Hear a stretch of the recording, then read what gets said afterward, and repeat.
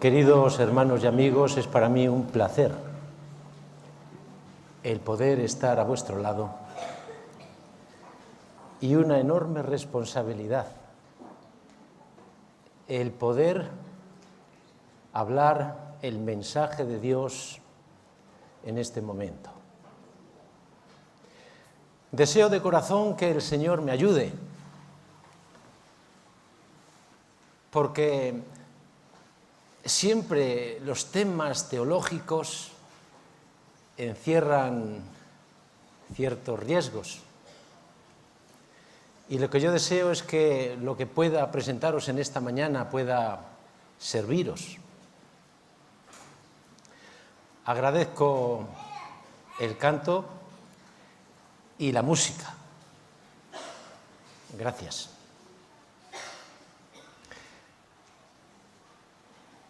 Deseo también que todos podáis encontraros a gusto, sintiendo que el Señor os cobija, os arropa y os bendice. ¿De qué voy a hablaros en esta mañana? Pues voy a hablaros de la fe. Y lo primero que quiero deciros es que este es un tema apasionante, rico como el que más. Pero hay un pequeño problema, y es que el tema de la fe es un tema tan abarcante que uno, sin darse cuenta, puede perderse. ¿Por qué os quiero yo hablar en esta mañana de la fe? Pues porque pensando en la experiencia cristiana, es decir, en nuestra experiencia, me di cuenta de algo que me llamó la atención. Y es que me di cuenta que la fe está entrelazada con todas las cosas de nuestra vida. Por ejemplo, para vivir necesitas de la fe. Si quieres acercarte a Dios, necesitas de la fe.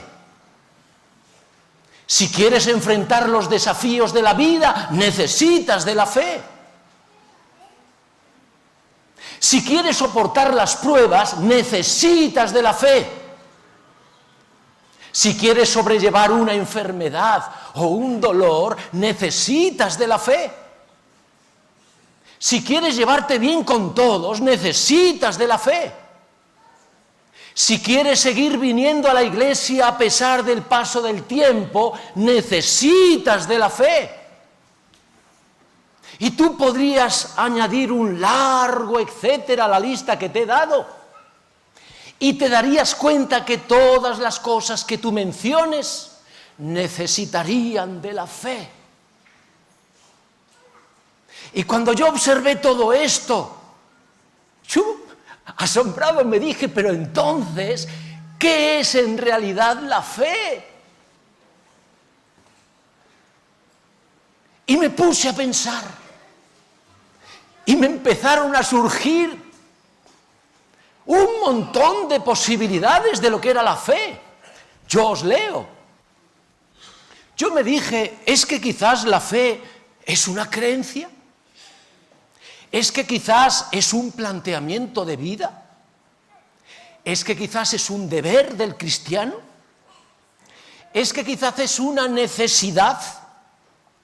¿Quizás es una condición que Dios nos pone? ¿Quizás es una fórmula que abre puertas? ¿Quizás es un camino por donde hay que transitar? ¿Quizás es una ciencia para estudiar, meditar y vivir? Tú te das cuenta. Cuando uno se acerca a la Escritura, uno descubre dos cosas interesantes. Lo primero es que en toda la Escritura solamente hay una definición de fe. Por eso, si yo te pregunto, ¿qué es la fe?, verás que todos vamos a recurrir al mismo texto. ¿Y recordáis dónde está ese texto? Hebreos 11:1. Es pues la fe la certeza de lo que se espera, la convicción de lo que no se ve.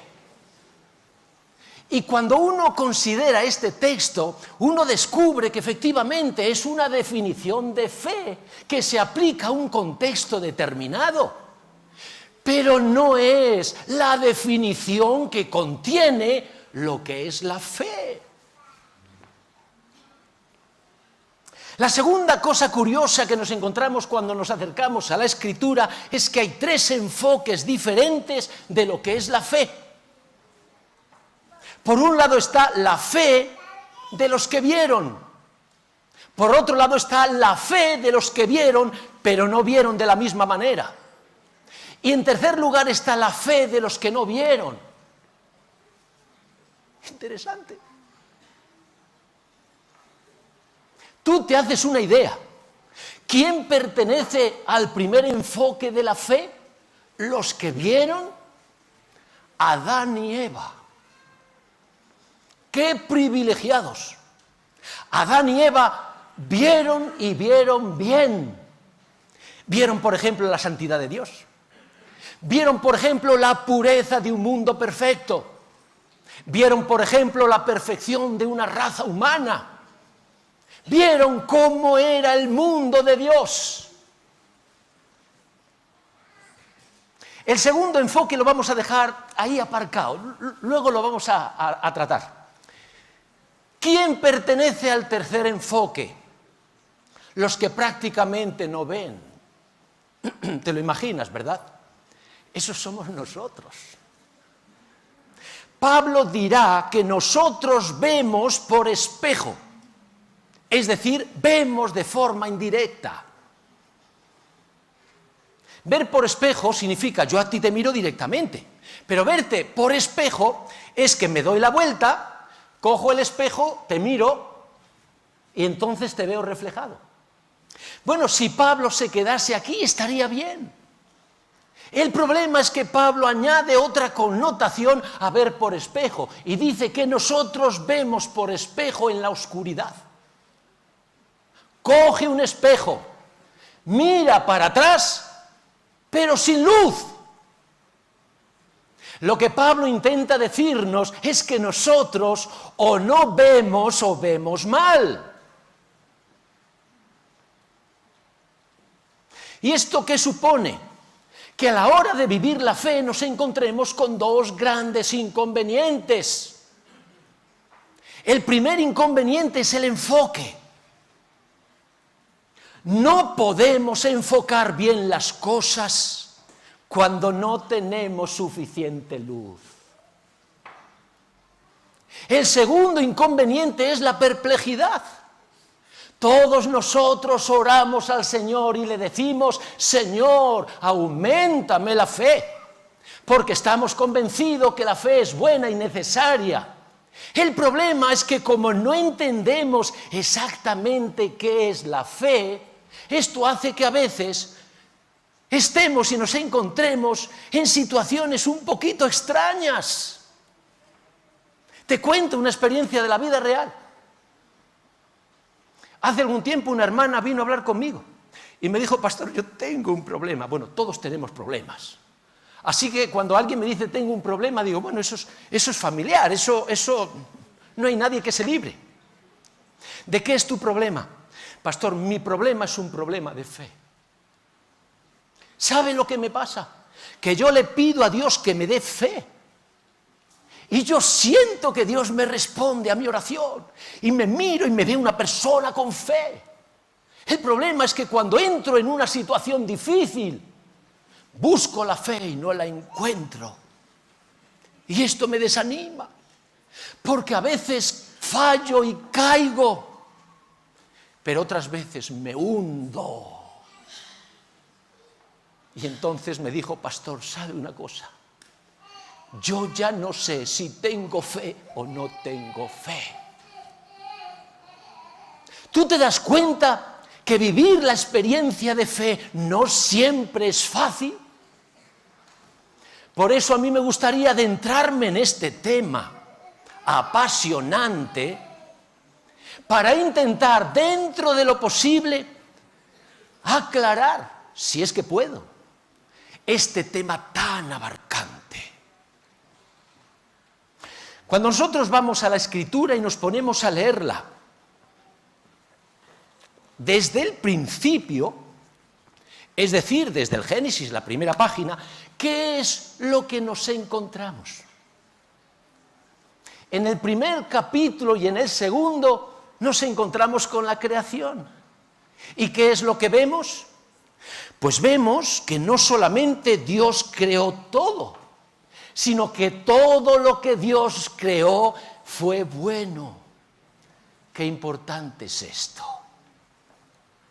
Cuando vamos al capítulo 3, ¿con qué nos encontramos? Con la entrada del pecado. ¿Qué trascendencia tiene esto para nosotros? Y cuando llegamos al capítulo 4, ¿con qué nos encontramos? Amigos míos, nos encontramos con tres cosas interesantes que no podemos pasar por alto. Primero, aparece la primera generación que vive en un mundo que parece perfecto, pero que no lo es. Segundo, aparece la primera generación que no es igual que sus padres. Adán y Eva fueron hechos a imagen y semejanza de Dios, pero los hijos fueron hechos a semejanza de sus padres. Y tercero, aparece la primera generación que veía, pero no veía de la misma manera a como veían sus padres antes del pecado.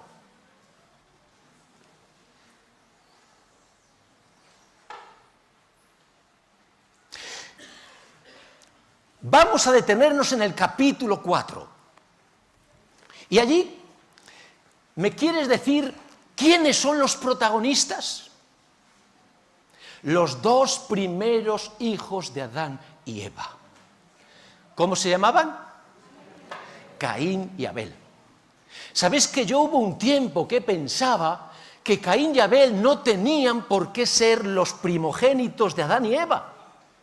Yo pensé que representaban dos caminos y que eran cogidos en la Biblia como, oye, ¿qué más da que sea el primero, el segundo que el quinto? Pero ante la duda fui al espíritu de profecía. Y Elena de White dice que Caín y Abel fueron los primeros hijos de Adán y de Eva. Ahora yo te pregunto, ¿tú qué crees que hicieron Adán y Eva con sus dos hijitos desde que empezaron a crecer?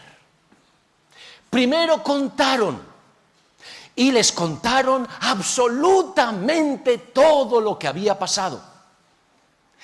Después mostraron, y les mostraron lo más valioso, lo más hermoso que había en esta tierra. ¿Sabes cuál era? Era el Edén, el hogar que Dios había creado, preparado para la raza humana. En aquel Edén, todos sabemos que hasta el diluvio el Edén estuvo en esta tierra y después del diluvio, antes del diluvio, Dios se lo llevó al cielo. Muy bien, en ese Edén también estaba el árbol de la vida.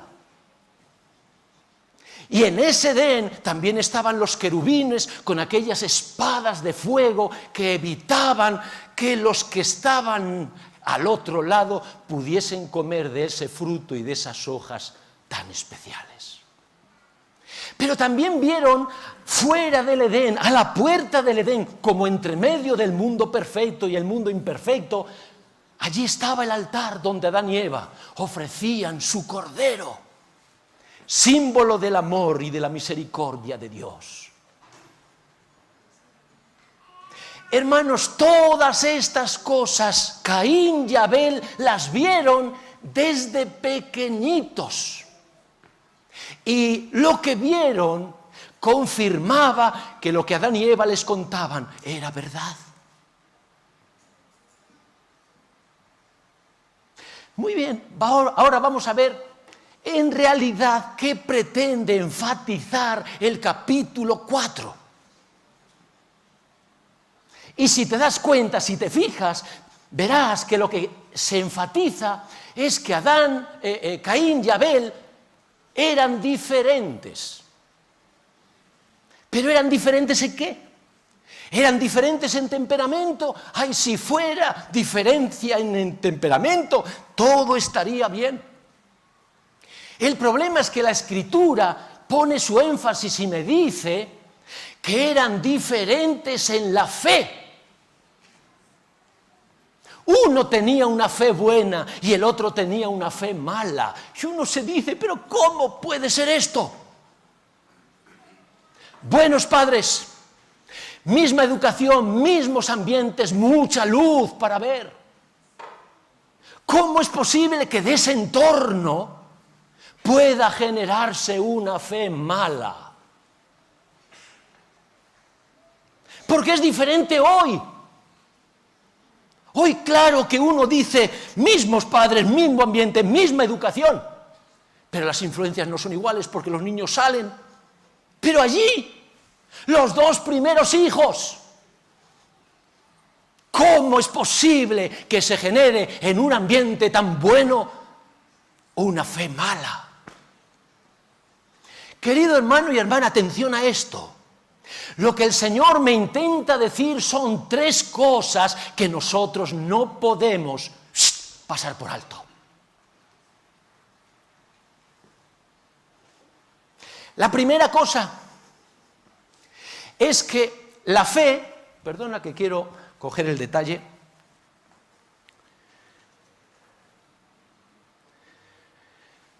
cuando entra el pecado, lo primero que se trastoca es la fe. No depende del ambiente. Cuando entra el pecado, lo primero que se trastoca es la fe. Y ahora fíjate bien, si la fe lo sostiene todo, ¿qué pasa cuando la fe se trastoca? Que todo se hunde. Por eso si tú vas al capítulo 5 del Génesis, se habla de la genealogía de Adán y de Eva. En el 6 se menciona la maldad del hombre y en el 7 la destrucción por la maldad. Cuando la fe se trastoca, todo se desmorona. La segunda cosa que tenemos que aprender es que la fe se puede deteriorar aunque haya luz y haya milagros. Qué interesante es esto. Hermanos, Caín vio lo mismo que Adán, que Abel.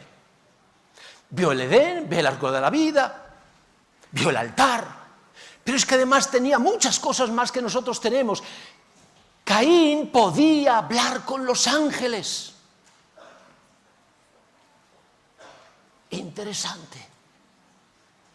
Tercera cosa que no podemos pasar por alto y que el Señor nos intenta decir con la experiencia del capítulo 4.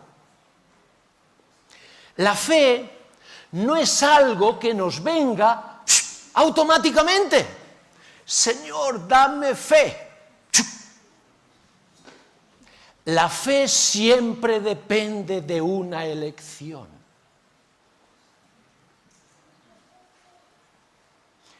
Los dos hermanos recibieron lo mismo de sus padres y los dos hermanos vieron lo mismo de parte de Dios, pero eran diferentes. ¿Por qué eran diferentes? Porque eligieron colocarse en un sitio distinto.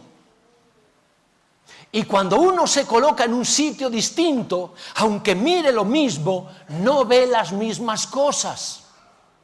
Vamos a ilustrar esto porque esto es muy importante. Aquí tenemos a Abel.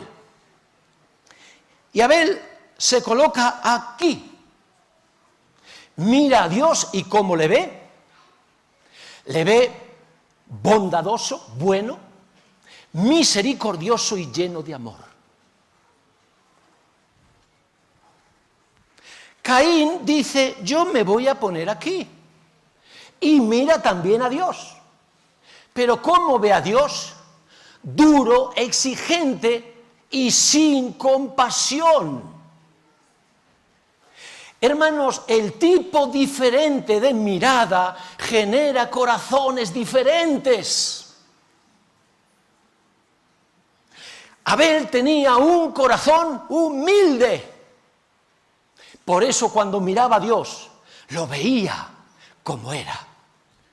Caín tenía un corazón orgulloso. Por eso cuando miraba a Dios, le veía como no era.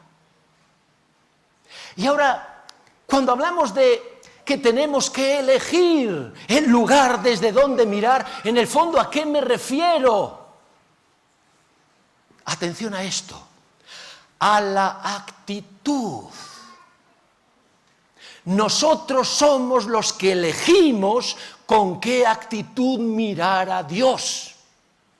Cuando uno mira con una actitud humilde, uno ve a Dios como alguien bueno, misericordioso y lleno de amor. Pero cuando uno mira a Dios con una actitud orgullosa, uno ve a Dios como un Dios exigente, duro y sin compasión. ¿Sabes cuál es la pregunta que un creyente a la hora de analizar la fe se tiene que hacer? ¿Con qué actitud miro yo a Dios?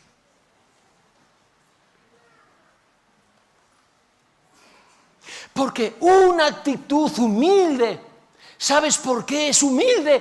Porque hay fe. ¿Y sabes por qué en una actitud orgullosa uno no ve lo que tiene que ver? Porque no hay fe.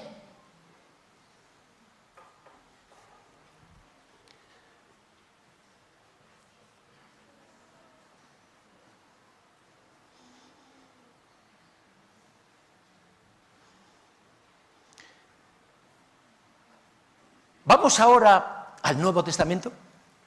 Hemos analizado la fe en el Antiguo Testamento, así, un recorrido. Pero ahora vamos al Nuevo Testamento. Y la pregunta es, ¿qué nos enseña Jesús acerca de la fe? Cuando uno observa a Jesús, uno se da cuenta que Jesús, cuando vino a esta tierra, lo que quería era estar al lado de las personas. Y el propósito era claro. Jesús quería ayudar, curar y salvar.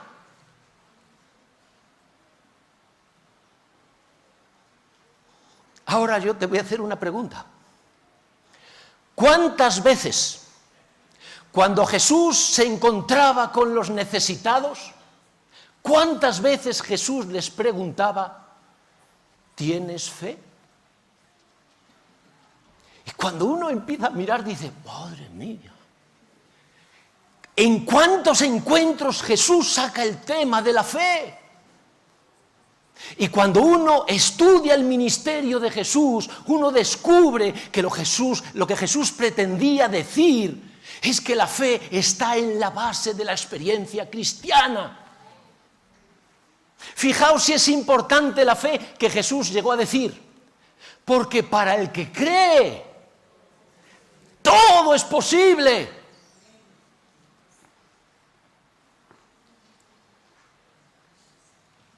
Ahora, fíjate, cuando Jesús iba a un lugar donde había fe, ¿qué ocurría? La cantidad de milagros increíbles que se producía. Pero cuando Jesús iba a un lugar donde no había fe, ¿qué pasaba? Que Jesús no podía hacer milagros. Interesante. Vamos ahora a los discípulos. ¿Os acordáis cuando Jesús cogió a aquellos 70 y les dijo, oye, hala, id primero vosotros? Jesús les mandó a las ciudades donde más tarde Jesús iría. Preparadme el lugar. Aquellos hombres fueron con fe. ¿Y por qué digo que fueron con fe?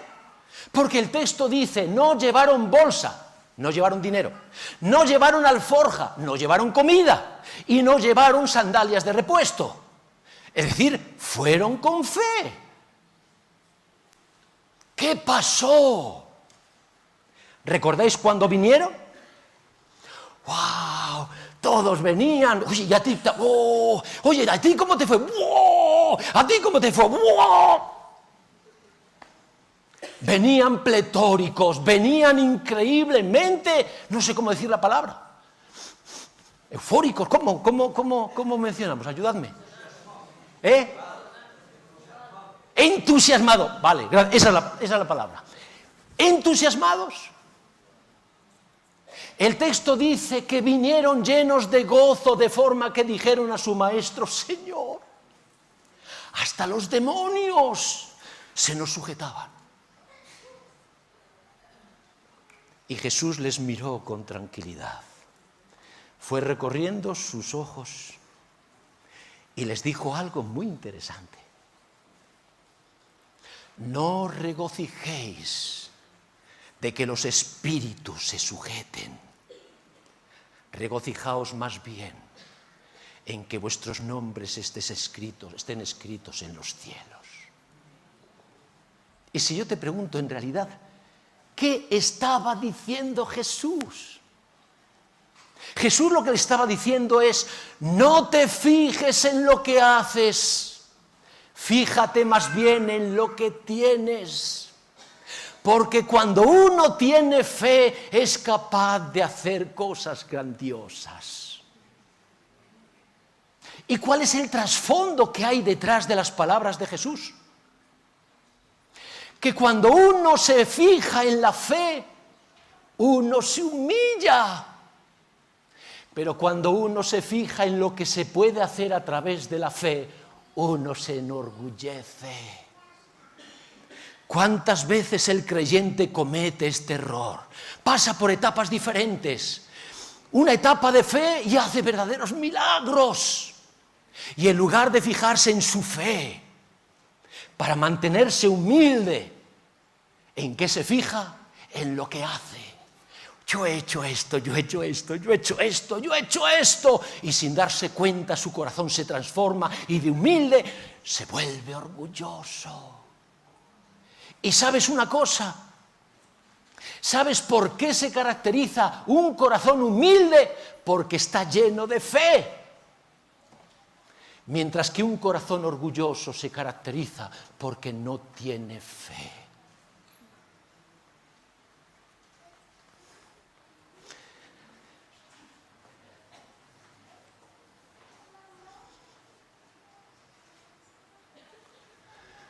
Todo lo que hemos visto hasta aquí ha consistido en ver la importancia que tiene la fe en la vida del creyente. Pero ahora tenemos que ir a la parte más difícil. Tenemos que responder la pregunta del inicio: ¿qué es en realidad la fe? Y recordáis que en la introducción hemos dicho que cuando uno se pone a definir la fe, uno se encuentra con muchas posibilidades. Yo leo rápido. Es una creencia, es un planteamiento de vida, es un deber, es una necesidad, es una condición que Dios nos pone, es una fórmula que abre puertas, es un camino por donde transitar, es una ciencia. Y cuando uno se pone a pensar con tranquilidad en todo esto, uno llega a la conclusión que la fe es todo esto y mucho más.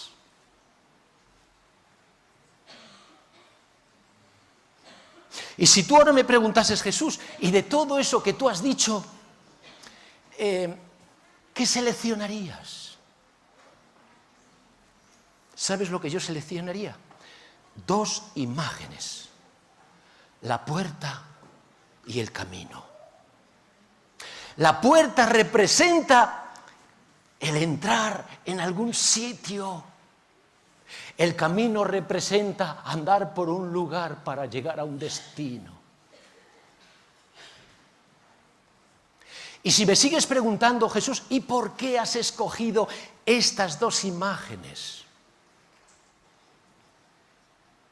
Porque cuando Jesús dio el Sermón del Monte, cuando Jesús sentó las bases de los principios fundamentales del reino de los cielos y habló de la fe, Él utilizó estas mismas imágenes: la puerta y el camino.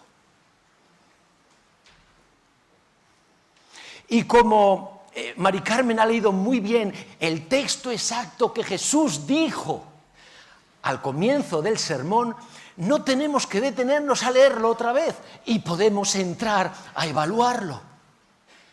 Jesús habló de 2 puertas y de 2 caminos. Vamos a hablar primero de las puertas. ¿Y las puertas en realidad qué son? Hermano, hermana, las puertas representan quién eres tú. Si yo ahora te pregunto, oye, ¿quién eres tú? Y tú tardas en responder, porque eres tantas cosas que no sabes por dónde empezar, eso significa que tú tienes un yo muy grande, muy grande, muy grande. Y cuando uno tiene un yo muy grande, necesita una puerta ancha para entrar. Pero si yo te pregunto, ¿quién eres tú? Y tú eres capaz de responder, yo soy un pecador que necesita la misericordia de Dios. Eso significa que tu yo es muy pequeño. Y cuando uno tiene un yo pequeño, ¿cómo necesita que sea la puerta? Pequeña, estrecha, no necesita mucho.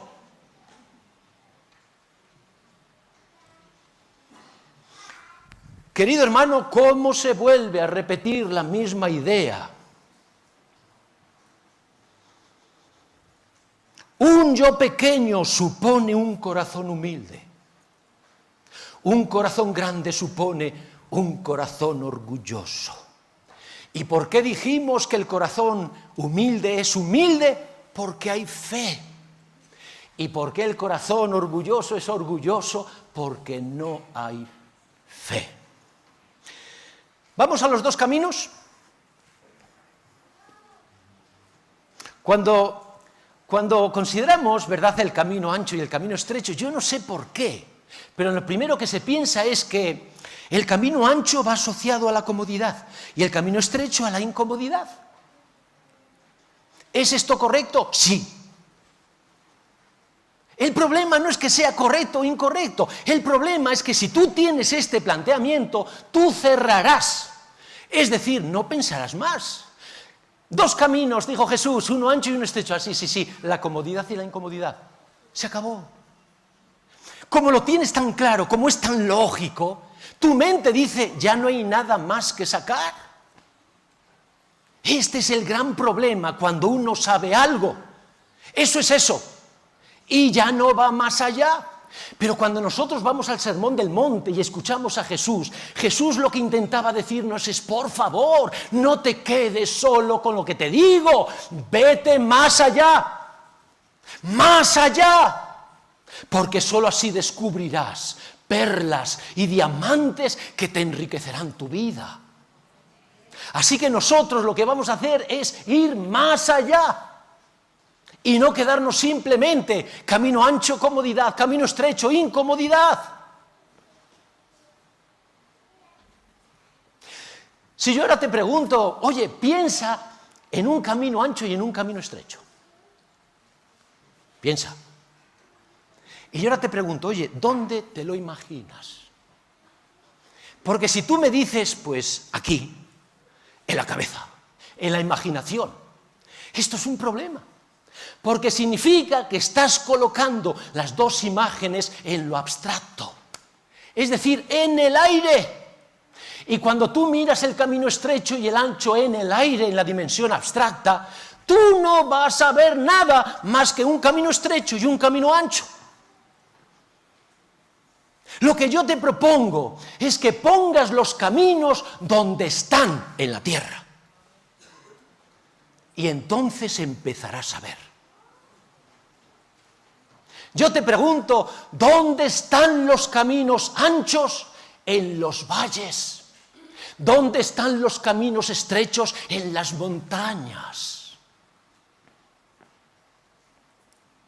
Y aquí se abre otra dimensión.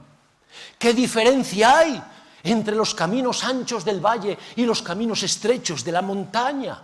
Pues para saber la diferencia que hay, tenemos que volver al Génesis, al capítulo 13. ¿Os dais cuenta cómo se complementan el Antiguo y el Nuevo Testamento? Cuando tú quieras descubrir una verdad importante, el Antiguo Testamento te ayudará, el Nuevo Testamento te lo complementará, pero a veces será al revés. El Nuevo Testamento te planteará y el Antiguo Testamento te conformará. ¿Y qué ocurre en el capítulo 13 del Génesis? Abraham y Lot suben de Egipto a la tierra del Negev. Se colocan en Betel y allí descubren que tienen tanto ganado que la tierra se les queda pequeña. Y los pastores de Abraham y los pastores de Lot empiezan a discutir, pero terminan peleándose. Así que Abraham dice a Lot: por favor, no peleemos entre nosotros porque somos hermanos. Y le hace la propuesta: si tú fueres a la izquierda, yo iré a la derecha. Y si tú fueres a la derecha, yo iré a la izquierda. Yo te pregunto, ¿dónde fue Lot? Al valle. ¿Dónde fue Abraham? A la montaña. Y ahora lo que tenemos que examinar es cuál es la consecuencia de elegir el camino ancho o el camino estrecho. Lot lo perdió todo. Abraham fue un triunfador. Pero yo te pregunto, ¿es que la pérdida y el éxito dependen de la comodidad e incomodidad? ¡No! Por favor, no te quedes tan corto.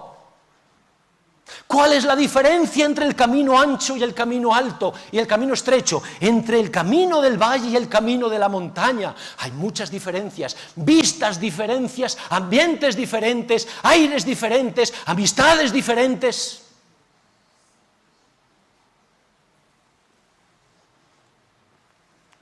¿Cuántas cosas diferentes? Hermano, el valle representa lo de abajo, lo humano. La montaña representa lo de arriba, lo divino. ¿Tú entiendes el mensaje que Dios nos intenta dar? Cuando uno intenta vivir solo con las cosas de abajo, con las cosas humanas, ¿sabes cuál es el resultado? Que finalmente terminarás perdiendo. Pero cuando tú eres capaz de sacar tiempo para las cosas de Dios, finalmente descubrirás que terminarás ganando. Y este es el gran mensaje para nosotros. Querido hermano, el enemigo ha preparado un mundo tan absorbente que solamente tenemos tiempo para las cosas de abajo. Trabajo, trabajo, trabajo, trabajo, trabajo. Lo de abajo. Y cuando uno solo se ocupa de lo de abajo, ¿qué es lo que ocurre? La vida se llena de preocupación. A veces aparece la amargura, la angustia y la frustración. Porque el resultado final es el fracaso, como fracasó Lot. Pero cuando uno es capaz de sacar tiempo para las cosas de Dios, venir a la iglesia, leer la palabra de Dios, hacer oración, hablar de lo que Dios ha hecho por ti. Cuando uno habla de eso, saca tiempo para eso, la vida se convierte en una experiencia maravillosa de fe.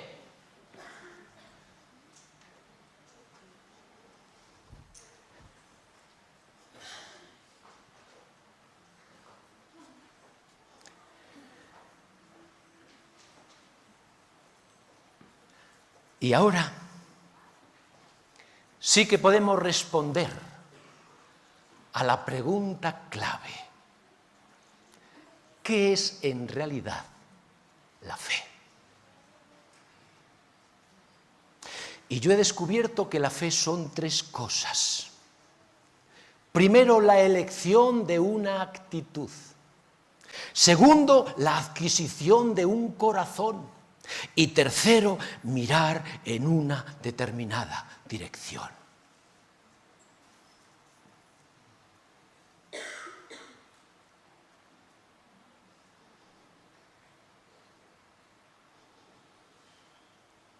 Y estas tres cosas forman una cadena perfecta. Cuando tú escoges la actitud adecuada, ¿qué ocurre? Generas un corazón humilde. Y con un corazón humilde eres capaz de ver a Dios como es. ¿Por qué? Porque el corazón está lleno de fe. Pero cuando tú escoges una actitud equivocada, generas un corazón orgulloso. Y cuando miras a Dios le ves como no es. Y en el fondo, ¿qué es lo que ocurre? ¿Por qué sucede esto? Porque ese corazón no tiene fe.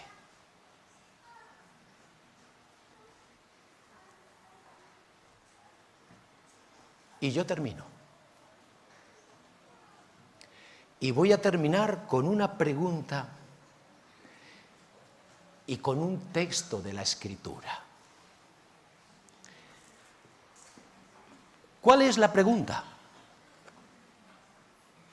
La pregunta es ¿cómo es que Jesús fue un hombre que tuvo tanta fe? ¿Tú crees que Jesús tuvo tanta fe? Porque le decía a su padre, ay Señor, te pido fe, por favor, dame fe. Y entonces, claro, es que Jesús pedía muchas veces fe. ¿Tú crees que era por eso? Claro que Jesús pedía fe. Pero además de fe, de pedir fe, había otras cosas diferentes. Y yo quiero terminar leyéndote un pasaje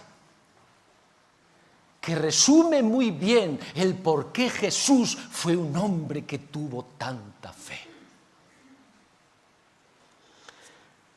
Es Pablo quien lo escribió. Haya pues en vosotros este sentir que hubo también en Cristo Jesús, el cual siendo en forma de Dios, no estimó el ser igual a Dios como cosa que aferrarse, sino que se despojó a sí mismo, tomando forma de siervo, hecho semejante a los hombres, y estando en la condición de hombre, se humilló a sí mismo, haciéndose obediente hasta la muerte y muerte de cruz. Por lo cual Dios también lo exaltó hasta lo sumo, y le dio un nombre que es sobre todo nombre, para que en el nombre de Jesús se doble toda rodilla de los que están en los cielos y en la tierra y debajo de la tierra, y toda lengua confiese que Jesucristo es el Señor, para gloria de Dios Padre. Que Dios te bendiga. Amén.